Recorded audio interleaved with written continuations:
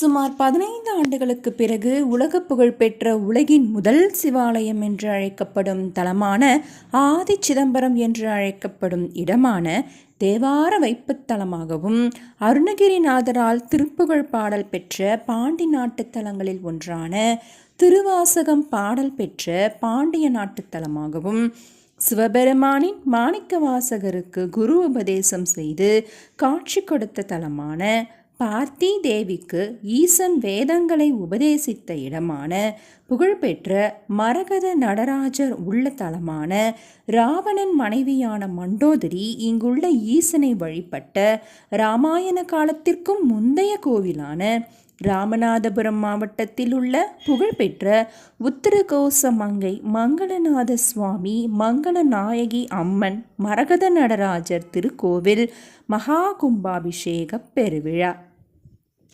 ராமநாதபுரம் மாவட்டம் உத்திரகோசமங்கையில் அமைந்துள்ளது மங்களநாத சுவாமி திருக்கோவில்.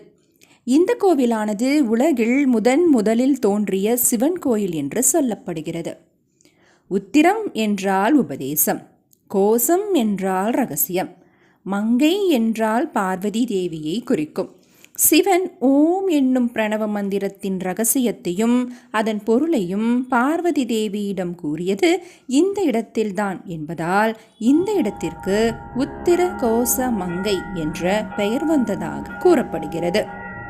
இந்த கோவிலில் ஒரு இலந்தை மரம் உள்ளது.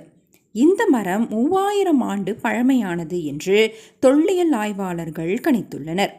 இந்த மரத்தடியிலேதான் சிவன் சுயம்புலிங்கமாக தோன்றினார்.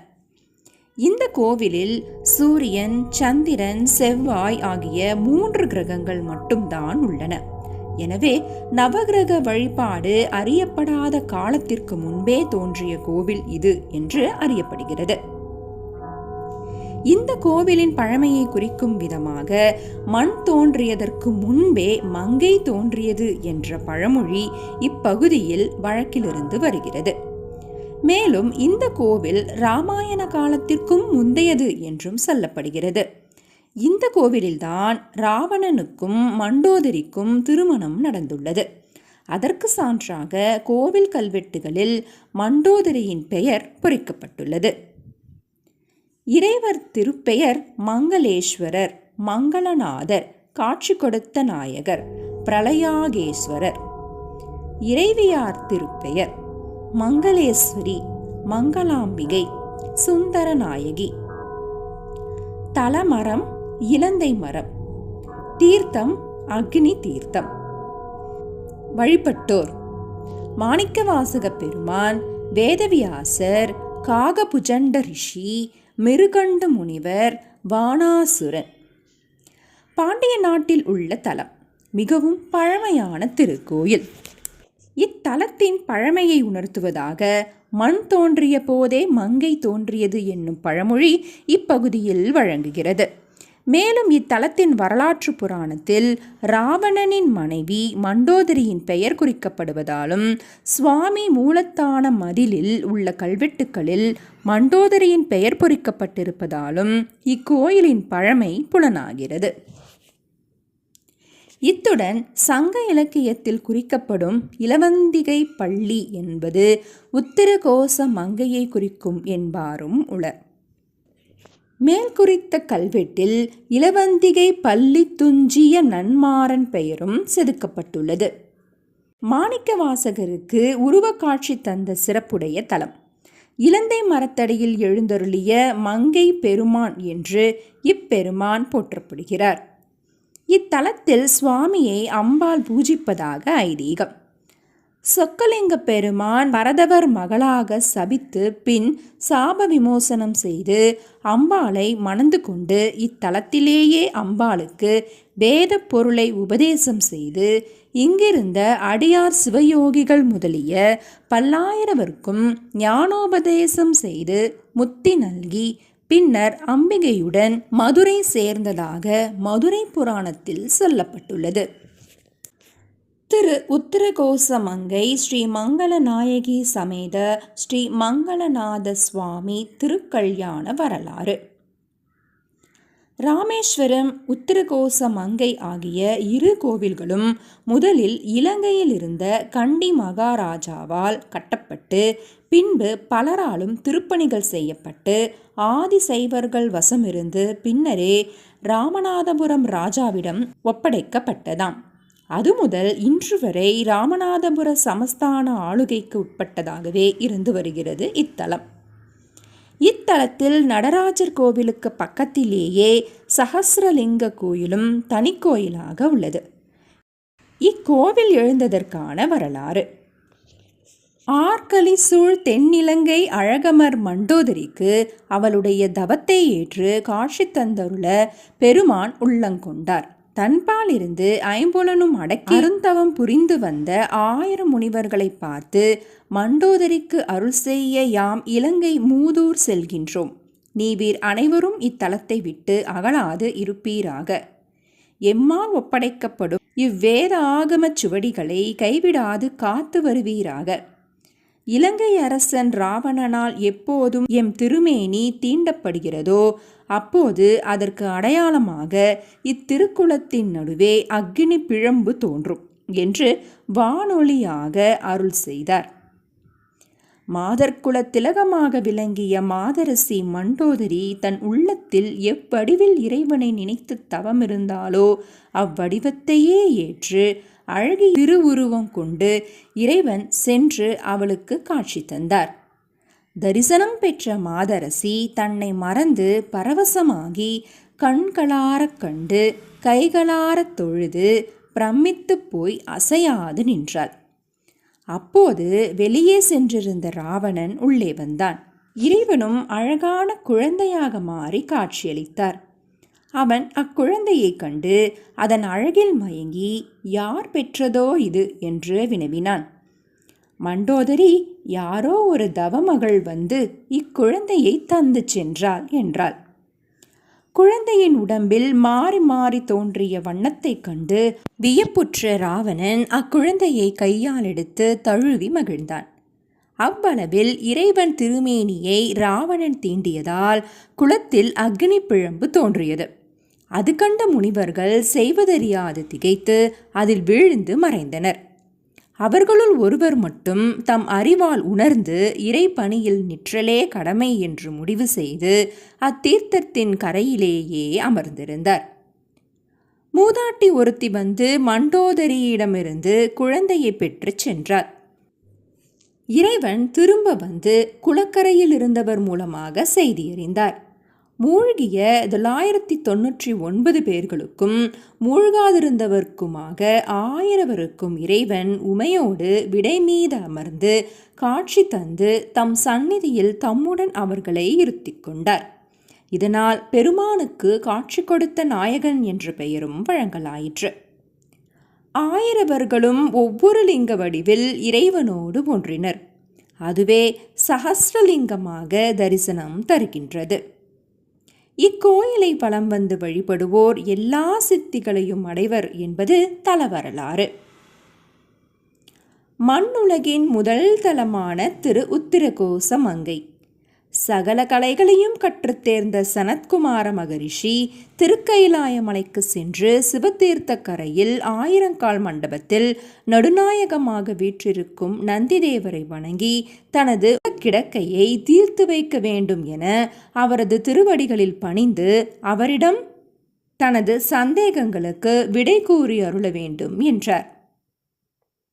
அது என்ன சந்தேகம்? உலக உயிர்களுக்கு அருள் புரிவதற்காக வாக்காலும் மனத்தாலும் எளிதில் அறிய முடியாத பரம்பொருளான பரமேஸ்வரன் அருள்பாலிக்கும் திருத்தலங்களான மேரு, மந்தரம், கைலாயம், காலத்தி, காசி, காஞ்சி போன்ற திருத்தலங்களின் மேன்மையை ஏற்கனவே தேவரீர் எமக்கு திருவாய் மலர்ந்து அருளிச் செய்தீர். அத்தலங்களிலே மாதவத்தால் உயர்ந்த மகரிஷிகள் எத்தலத்திலிருந்து இந்த அருந்தவத்தை மேற்கொண்டனர்? எந்த தலத்திலே வேத ஆகமங்களின் மேன்மையையும் பஞ்சாட்சர மந்திரத்தின் உள்பொருளையும் பிரணவ மந்திரத்தின் பெருமையையும் ஈசனே உபதேசித்தார்? எத்தலத்தில் வாழ்கின்ற மாந்தர்களுக்கு சர்வேஸ்வரனே நேரில் பிரசன்னமாகி இன்னருள் புரிந்தார்? எல்லா தீர்த்தங்களிலும் மேலான தீர்த்தங்களை தன்னகத்தே கொண்டது எத்தலம்? எல்லா மூர்த்திகளிலும் சிறந்த மூர்த்தியாக ஈசன் பல திருவிளையாடல்களை நிகழ்த்தியது எந்த தலம் என்று கேள்விக்கணைகளை தொடுத்து, தேவரீர் விபரங்களை அடியேனுக்கு உள்ளங்கை நெல்லிக்கனி போல உரைத்தருள வேண்டும் என்றார் சனத்குமார்.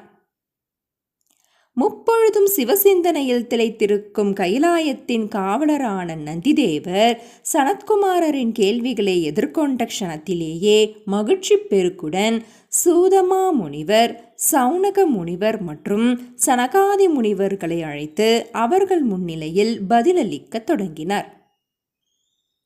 சிவபக்தியில் சிறந்த தவ முனிவர்களே, தாங்கள் விரும்பி கேட்ட அனைத்து சிறப்புகளும் ஒருங்கே அமைய பெற்ற உன்னதமான ஒரு திருத்தலம் மண்ணில் முந்திய மங்கை என்று போற்றப்படும் உத்திரகோச மங்கை திருத்தலமே ஆகும்.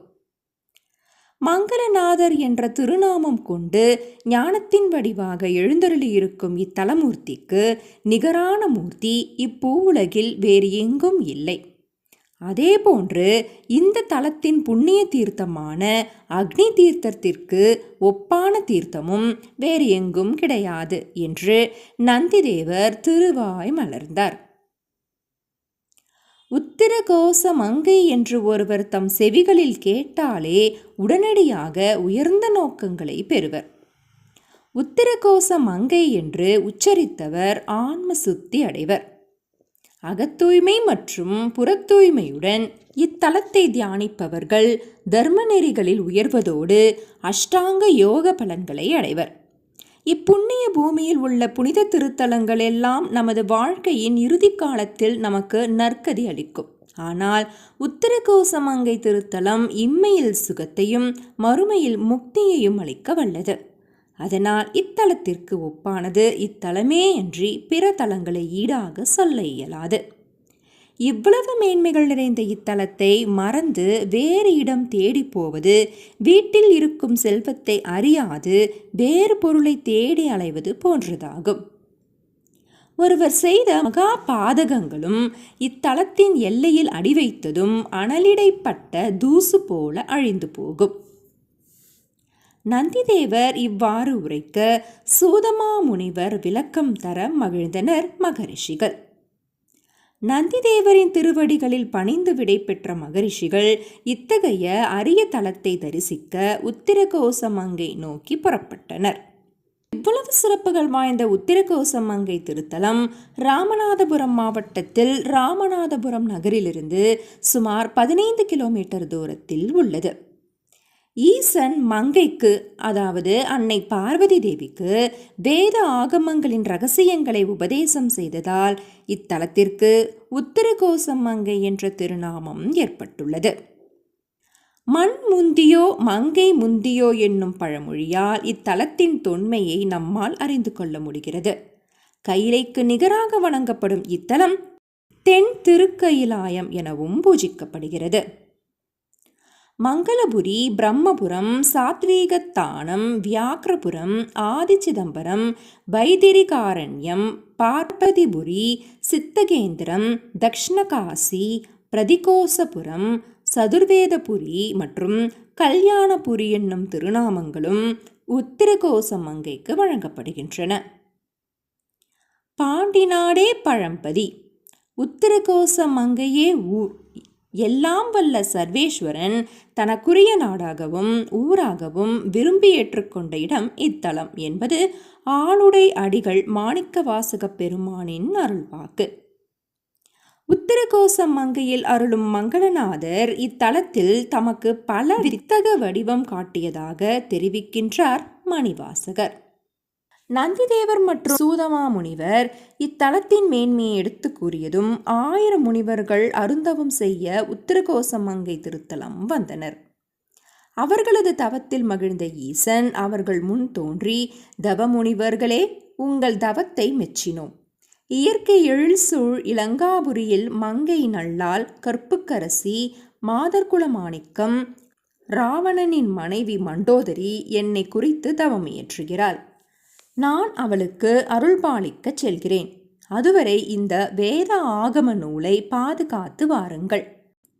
இலங்கை வேந்தன் ராவணன் எப்போது என் திருமேனியை தீண்டுகிறானோ அக்கணமே இங்குள்ள அக்னி தீர்த்தத்தில் அக்னி பிழம்பு ஒன்று தோன்றும்.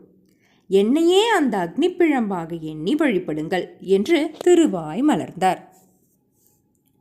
அருந்தவமியற்றும் மண்டோதரியின் முன் குழந்தை வடிவில் அழகு பதுமையாக தோன்றிய ஈசனின் திருக்காட்சியை கண்டதும் தன் நிலை மறந்தாள் மண்டோதரி. அப்போது அங்கு வந்த இலங்கை மன்னன் ராவணன் அன்பு மேலிட அக்குழந்தையின் திருமேனியை தீண்டினான். அந்த க்ஷணத்திலேயே உத்தரகோச மங்கை அக்னி தீர்த்தத்தில் ஒரு ஒளிப்பிழம்பு ஜோதி ஸ்வரூபமாக பளிச்சிட்டது. அதை கண்ட முனிவர்கள் ஓடி வந்து ஜோதியை தரிசிக்க அவர்கள் நீரில் மூழ்கி மறைந்து முக்தி பெற்று கைலாயத்திற்கு செல்லும் பேறு பெற்றனர். ஆனால் 1000 முனிவர்களில் ஒருவர் மட்டும் நீரில் மூழ்காமல் ஈசன் அளித்துச் சென்ற வேத ஆகம திருமுறையை கைவிடாது காத்து அக்னி தீர்த்த கரையில் அமர்ந்தார். அக்னி பிழம்பில் கலந்த இதர முனிவர்களுக்கு மங்களநாதர் தன் தேவி மங்களநாயகியுடன் திருக்காட்சி தந்து அவர்கள் அனைவரும் இத்தலத்தில் லிங்க திருமேனியுடன் அருள் பாலிக்க ஆசீர்வதித்து அவர்களுக்கு மத்தியில் தாமும் லிங்க திருமேனியராக எழுந்தருளினார். அக்னி தீர்த்த கரையில் தாம் அளித்த வேத ஆகம நூல்களை தம் உயிரினும் மேலாக பாதுகாத்த முனிவரின் முன் தோன்றிய ஈசன், முனிவரே, யாம் அளித்துச் சென்ற வேத ஆகம நூல்களை பாதுகாத்து வந்ததால் நீவீர் இப்பாண்டி நாட்டு பழம்பதி ஒன்றில் மறையவர் குலத்தில் அவதரித்து எம்மால் தடுத்தாட்கொள்ளப்பட்டு மாணிக்க வாசகர் என்ற திருநாமத்துடன் சைவமும் தமிழும் தழைத்தோங்க தொண்டு செய்து வருவீராக என்று திருவாய் மலர்ந்தார். இப்புனிதமான நிகழ்வினை பறைசாற்றும் விதமாக இத்திருக்கோவிலின் அக்னி தீர்த்த கரையில் மாணிக்க வாசக பெருமானுக்கு தனியாக ஒரு சன்னதி இருப்பதை இன்றும் காணலாம்.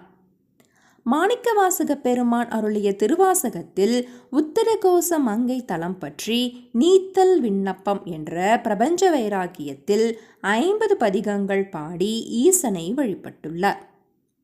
திருவாசகத்தில் இத்தலத்தின் பெருமைகளை பல இடங்களில் போற்றியுள்ளார் மாணிக்கவாசகர். நான்முகனுக்கு அருளியது. இந்திரனேயானாலும் பிரம்மதேவனேயானாலும் அவர்களுக்கு தோற்ற ஒடுக்கம் உள்ளதால் இன்ப துன்ப நிலைகள் இவர்களுக்கும் ஏற்படுகின்றன. ஒரு சமயம் உலக உயிர்களை படைக்கும் நான்முகனாகிய பிரம்மதேவனுக்கு மனம் கலங்கிய நிலை ஏற்பட்டது. உலக உயிர்களை படைத்து அவ்வுயிர்களின் பால் கருணை ததும்ப வேண்டிய பிரம்மனின் உள்ளத்தில் கோபத்தீ என்ற கனல் மூண்டது. அகமகிழ்ச்சியையும் முகமலர்ச்சியையும் அழிக்க வல்ல கோபம் என்ற ராட்சச குணத்தை கண்டு அஞ்சினார் நான்முகன். தனக்கு ஏற்பட்ட இந்நிலை மாற சிவபெருமானை குறித்து தவமியற்றுவதே சிறந்த வழி என்று முடிவு செய்தார் நான்முகன். தவத்திற்குரிய தெய்வ தலம் தேடி அலைந்த நான்முகன் மூர்த்தி, தலம், தீர்த்தம் இவற்றால் உயர்ந்த மங்கைப்பதிக்கு வந்தார். இரவும் பகலும் ஈசனின் அடி நீங்காது ஏங்கி தவம் புரியும் பிரம்மதேவரின் பக்தியால் திருவுள்ளம் கனிந்தார் ஆதியும் அந்தமுமான மூலப்பொருள். பாதாளத்திலிருந்து வெளிப்பட்ட லிங்க திருமேனியின் மீது கோடி சூரிய பிரகாசனாக நான்முகனுக்கு திருக்காட்சி தந்த ஈசன் அவரது இன்னல்கள் தீர திருவருள் புரிந்தார். உடனே பிரம்மனின் கோபம் என்ற ராட்சச குணம் மறைந்து சாத்வீக குணம் ஓங்கியது. பிரம்மனுக்கு அருளிய இத்தலம் அன்று முதல் பிரம்மபுரம் என்றும் வணங்கப்படுகிறது. பிரம்மனின் ராட்சச குணம் மறைந்து அவரது மனதில் சாத்வீகம் நிறைந்ததால் இத்தலம் சாத்வீகத்தலம் என்றும் மகரிஷிகளால் வணங்கப்படுகின்றது. வேத வியாசரான வியாசர் நான்மறைகளையும் கற்றுணர்ந்து அவற்றின் பொருள் உணர்ந்தவர்களில் முதன்மையாக இருக்க வேண்டும் என்று வியாச முனிவருக்கு ஆவல் ஏற்பட்டது. உடல் துன்பங்களையும் மனமாசுகளையும் களைந்து உள்ளத்தை தம் இலக்கான உமாதேவனை நோக்கிச் செலுத்தி செய்யும் நற்றவத்தினால் அகத்தில் அருளூற்று உருவாகி நினைத்தது நடக்கும் என முடிவு செய்தார் வியாசர். பிரம்மனுக்கு அருள் புரிந்த உத்தரகோசம் மங்கையின் பெருமைகளை அறிந்து இதுவே யாம் எண்ணியவற்றை ஈடேற்றும் தலம் என முடிவு செய்து இத்தலம் வந்து பல 100 ஆண்டுகள் ஆழ்ந்த தவத்தில் அமர்ந்தார் வியாசர். வேண்டத்தக்கது அறிந்தவரும் வேண்ட முழுதும் தரும் மெய்ப்பொருளான ஈசன் வியாசரின் முன் தோன்றி, முனிவரே, உம் கடும் தவத்தில் யாம் உவந்தோம். உமது எண்ணப்படி நான்மறைகளுக்கும் பொருள் விளங்க வைக்கும் பேராற்றலை உமக்கு நல்கினோம் என்று அருளிச் செய்தார். ஞானத்தை பெற்ற வியாசர் அளவற்ற மகிழ்ச்சியடைந்து இத்தலத்தில் உள்ள இலந்தை மரத்தின் அடியில் அமர்ந்து 4 வேதங்களையும் படித்து அதில் கரை கண்டார். அன்று முதல் வியாசர் வேத வியாசர் ஆனார். இத்தலமும் வேதகாரண்யம் என்ற திருநாமத்துடன் வழங்கப்பட்டது. ஸ்ரீமங்களநாதர். திரு ஆலவாய், திருச்சுழி, திருப்பூவனம், திருவாடானை முதலான 14 பாண்டிய நாட்டுத் தலங்கள் தோன்றும் முன்னரே இலந்தை மரத்தின் அடியில் சுயம்புவாய் தோன்றிய மூர்த்தியே மங்கை பெருமானான மங்களநாதர். இப்பூவுலகில் முதலில் தோன்றிய மூலப்பொருளாக வணங்கப்படுகிறார் இத்தல ஈசன். தானங்களிலே அன்னதானமும், விரதங்களிலே சோமவார விரதமும், பசுக்களிலே காமதேனுவும் சிறந்தது போல சிவலிங்க மூர்த்தங்களுள் மண்ணுலகில் முதலில் தோன்றிய மகாதேவரான இம்மங்களநாதரே சிறந்தவர். இந்த ஈசனுக்கு மங்களநாதர் என்ற திருநாமத்துடன் பிரளயாகேஸ்வரர், துரிதாபகன், காட்சி கொடுத்த நாயகன், கல்யாண சுந்தரன் என்ற திருநாமங்களும் வழங்கப்படுகின்றன. செங்கதிரோனான சூரியனும் திங்களும் இந்த மங்களநாத பெருமானை பகல் மற்றும் இரவு நேரங்களில் தங்கள் ஒளிக்கற்றைகளால் தொழுது வணங்குகின்றனர். இத்தலத்தில் பூத்த வாசனைமிக்க மலர்களும் ஈசனின் திருமுடியை சென்று சேரும் நாளுக்காக ஏங்கி கிடக்கின்றன. அலைவீசும் கடலின் ஒளி மங்களநாதரை வாழ்த்துவது போல் ஆர்ப்பரிக்கிறது. இதனால் மனித பிறவி எடுத்த அனைவரும் மங்கை தலைவன் மங்களநாதரை சென்று வணங்கும் திருநாளை எதிர்பார்த்து சித்த சுத்தியுடன் அவரது திருநாமத்தை தியானிக்க வேண்டும். ஆதியும் அந்தமும் இன்றி ஆனாதியாய் அகண்ட பரிபூரணனாக ஆன்மீக அன்பர்களுக்கு முக்தி பேரை தரும் பரமேஸ்வரன். தன்னை அறிவால் உணர்ந்து மனதால் நினைத்து தன் இரு பாத மலர்களில் பணிபவர்களுக்கு இம்மை, மறுமை மற்றும் வீடு பேறு ஆகிய 3 அருளும் வழங்க மங்கை தலத்திலே சிவலிங்க திருமேனியில் உவந்து எழுந்தருளி நித்தியவாசம் செய்து நிலைத்திருக்கிறார் என்பது இத்தலத்தின் வரலாறு உணர்த்தும் உண்மை. ஈசன் அருள்பாலிக்கும் தலங்களில் இத்தலத்தில் மட்டுமே ஈசனுக்கு தாழம்பூ அணிவிக்கப்படுவது அரிய தகவல். ஈசனின் முடியை கண்டதாக தாழம்பூ சாட்சியுடன் பொய்யுரைத்த பிரம்மதேவன் இத்தலத்தில் வணங்கி இன்னருள் பெற்றதால் இங்கு மட்டும் ஈசனுக்கு தாழம்பூ சாற்றப்படுகிறது.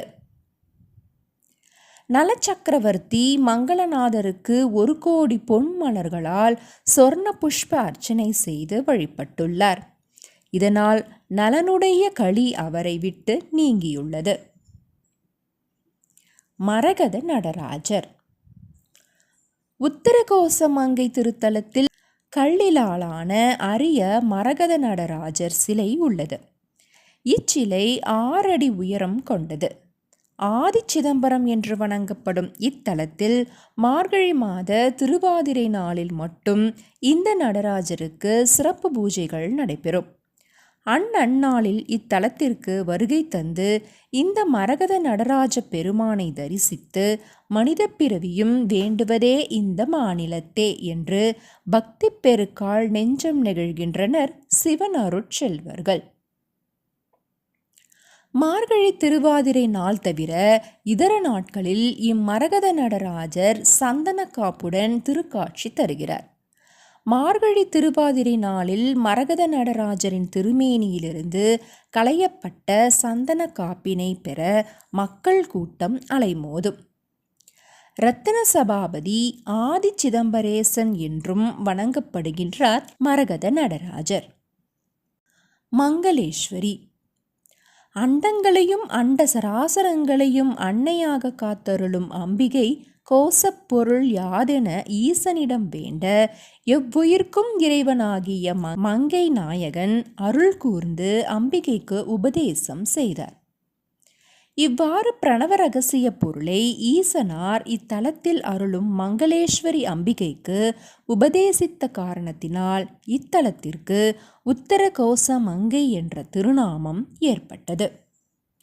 மங்களதாயினி, புஷ்பதனி, சுந்தரநாயகி, பூன்முளையால், கல்யாண சுந்தரி, திரைசேர் மடந்தை என்ற திருநாமங்களுடனும் இந்த அம்பிகை வணங்கப்படுகின்றாள். அம்பிகை பார்வதி தன் திருக்கரங்களால் நட்ட இலந்தை மரமே இத்தலத்தின் விருட்சமாக பல யுகங்களை கடந்து திகழ்கின்றது. அக்னி தீர்த்தத்தின் மகிமை. கங்கை, யமுனை, கோதாவரி, காவிரி முதலான புண்ணிய நதிகள் தோன்றும் முன்னரே தோன்றியது இத்தலத்தின் அக்னி தீர்த்தம். சுட்டெரிக்கும் தீயை நம்மை அறியாமல் நாம் தொட்டுவிட்டாலும் அந்த தீ நம்மை சுடுவது போல நம்மை அறியாமல் அக்னி தீர்த்த நீரை தொட்டாலும் அது நம் பாவ வினைகளை அறவே நீக்கும். இத்தீர்த்தத்தில் நீராடி பஞ்சாட்சர மந்திரத்தை ஜெபித்து நீத்தார் கடன்களை நிறைவேற்றி தானங்கள் செய்து மங்களநாதரையும் மங்கள நாயகியையும் அக்னி தீர்த்தத்தால் மஞ்சனமாட்டி மலரிட்டு வணங்க இப்பூவுலகில் உள்ள தீர்த்தங்களையெல்லாம் கொண்டு வந்து அபிஷேகம் செய்த பலன் கிடைக்கும். இத்தீர்த்தத்தை தீண்டுவதும் காண்பதும் உட்கொள்வதும் ஒருவருக்கு பல உயர்வுகளை அளிக்கும். பல பிறவிகளில் புண்ணியம் செய்து சேர்த்து வைத்த நற்பலன்களால் மட்டுமே அன்பர்களுக்கு இப்புனித தீர்த்தமான அக்னி தீர்த்தத்தில் நீராடும் பாக்கியம் கிடைக்கும். பிரம்ம தீர்த்தம், இந்திர தடாகம், சார்வதி, கௌமார தீர்த்தம், சீதள தீர்த்தம், தேவி தீர்த்தம், அரித்வா கூபம் என்பன அக்னி தீர்த்தத்தின் இதர திருநாமங்கள். உயர்வு தரும் உத்தரகோச மங்கை. இப்பூவுலகில் முதலில் தோன்றிய தலமாகவும் ஈசன் கோவில் கொண்டுள்ள தலங்களின் தலைமையிடமாகவும் போற்றப்படும் சிவராஜதானி திரு உத்தரகோச மங்கையாகும். இத்தலத்தில் வணங்க இளமை, அழகு, நன்மணம், நன்மக்கட்பேறு, பிணி நீக்கம், ஆயுள் விருத்தி, தொழில் மேன்மை, மன அமைதி, செல்வப்பெருக்கு மற்றும் அறிவாற்றல் என அனைத்து பலன்களும் ஒருங்கே அளிக்கும் உன்னதமான திருத்தலமாக திகழ்கிறது உத்தரகோச மங்கை. சிறப்புகள். அக்னி தீர்த்தம் கோவிலுள் உள்ளது. இது தவிர கோவிலுக்கு வெளியில் பிரம்ம தீர்த்தமும் சற்று தள்ளி மொய்யார்த்தடம் பொய்கை தீர்த்தமும் வியாச தீர்த்தம், சீதள தீர்த்தம் முதலியனவும் உள்ளன. கோவிலுள் மங்கள தீர்த்தமும் உள்ளது. திருவாசகத்தில் 38 இடங்களில் இத்தலம் புகழ்ந்து பாடப்பட்டுள்ளது. கீர்த்தி திருவாகவலில் உத்தரகோச மங்கையுள் இருந்து வித்தக வேடம் காட்டிய இயல்பும் என்று வருந்தொடர் இத்தல புராணத்தில் 8ஆம் சருக்கத்தில் சொல்லப்படும் 1000 முனிவர்களுக்கும் இறைவன் தன் வடிவம் காட்டி காட்சி தந்த வரலாற்றை குறிப்பதாக சொல்லப்படுகிறது. இதையொட்டியே இத்தலத்து பெருமானுக்கு காட்சி கொடுத்த நாயகன் என்ற பெயரும் வழங்குகிறது. இது தவிர மகேந்திரம் என்பது உத்தரகோச மங்கையை குறிக்கும் என்று கொண்டு இறைவன் அம்பிகைக்கு உபதேசித்ததையே மகேந்திரம் அதனில் சொன்ன ஆகமம் தோற்றுவித்து அருளியும் என்ற தொடர் குறிப்பதாகவும் சிலர் சொல்கிறார்கள். இங்குள்ள நடராஜமூர்த்தி ஆதி சிதம்பரேசர் என்று அழைக்கப்படுகிறார். இங்குள்ள சபை ரத்தன சபை எனப்படுகிறது. அருணகிரிநாதரின் திருப்புகழ் பெற்ற பதி. தட்சிண கைலாயம், பத்ரிகாரண்யம், வியாக்கிரபுரம், ஆதி சிதம்பரம், பிரம்மபுரம், சதுர்வேதபுரி, மங்களபுரி முதலியன இத்தலத்திற்குரிய வேறு பெயர்கள். உள்வாயிலை தாண்டி பெரிய மண்டபத்தை அடைந்தால் முதல் தூணில் குவித்த கைகளுடன் சேதுபதி காட்சி தருகிறார். மற்ற தூண்களில் பாஸ்கர சேதுபதி, சண்முக ராஜேஸ்வர சேதுபதி, ராஜேஸ்வர முத்துராமலிங்க சேதுபதி முதலியோர் கல் சிலைகளாக காட்சியளிக்கின்றனர். பிரகார சுவரில் திருவாசக பதிகங்களான பொன்னூசல், நீத்தல் விண்ணப்பம் முதலியவை கல்லில் பொறித்து பதிக்கப்பட்டுள்ளன. மூலவர் தரிசனம். சதுர ஆவுடையார் சிவபெருமானுக்கு தாழம்பு ஆகாதது ஆனால் இங்கு அதற்கும் சாப நிவர்த்தி ஏற்பட்டதால் மங்களேஸ்வரருக்கு தாழம்பூ சார்த்தப்படுகிறது, நினைவில் கொள்ளத்தக்கது. நடராசருக்குரிய 6 அபிஷேக காலங்களிலும் இச்சன்னதியில் இறைவன் தாண்டவமாடி காட்சி தரும் ஐதீகம் நடைபெறுகிறது. பிரகார அழகு ராமேஸ்வரத்தை நினைவூட்டுகிறது. தூண்களில் பிச்சாடனர், ஊர்த்துவர் சிற்பங்கள் உள்ளன. நடராஜ பெருமானுக்கு ஆதி சிதம்பரம் எனப்படும் அற்புத தனி கோவில் கோவிலுக்கு உள்ளேயே குளத்தின் எதிரில் உள்ளது. இக்கோவில் அகழி அமைப்புடையது. எனவே சன்னதிக்கு உட்செல்ல மரப்படிகள் அமைக்கப்பட்டுள்ளன. தெற்கு நோக்கிய சன்னதி. அக்னி மத்தியில் நடராஜ பெருமான் ஆடுவதாக சொல்லப்படுகிறது. அம்பிகை காண இங்கு அறையில் ஆடிய நடனத்தை தான் அம்பலவாணர் தில்லையில் அம்பலத்தில் ஆடினார் என்று சொல்லப்படுகிறது. இங்குள்ள கூத்தபிரான் நடராஜர் அதி அற்புதமானவர். 5½ அடி உயரம், முழுவதும் மரகத திருமேனி. விலை மதிப்பிட முடியாத இப்பெருமான் ஆண்டு முழுவதும் சந்தன காப்பிலேயே அடியவர்களுக்கு காட்சியளிக்கிறார். இப்பெருமான் உலா வருவதில்லை. பெருமான் திருமேனியை உள்வைத்தே சந்நிதி கட்டப்பட்டுள்ளதால் திருமேனியை வெளியே கொண்டு வர முடியாது. உலா வருவதற்கான மூர்த்தம் தனியே உள்ளது. மார்கழி திருவாதிரையில் இப்பெருமானுக்கு மிகப்பெரிய அபிஷேகம் சிறப்பாக நடைபெறுகிறது. இதை செய்பவர்கள் திருப்புத்தூர் வள்ளல் ஆறுமுகம் பிள்ளை அவர்களின் குடும்பத்தினர். அன்று ஒரு நாள் மட்டுமே சந்தன காப்பு முழுவதும் களையப்பட்டு இரவு அபிஷேகங்கள் கண்கொள்ளா காட்சியாக அற்புதமாக நடைபெறுகின்றன. வாழ்நாளில் ஒருமுறையேனும் இந்நாளில் கட்டாயமாக சென்று தரிசிக்க வேண்டும். ஓம் நமச்சிவாய. நன்றி.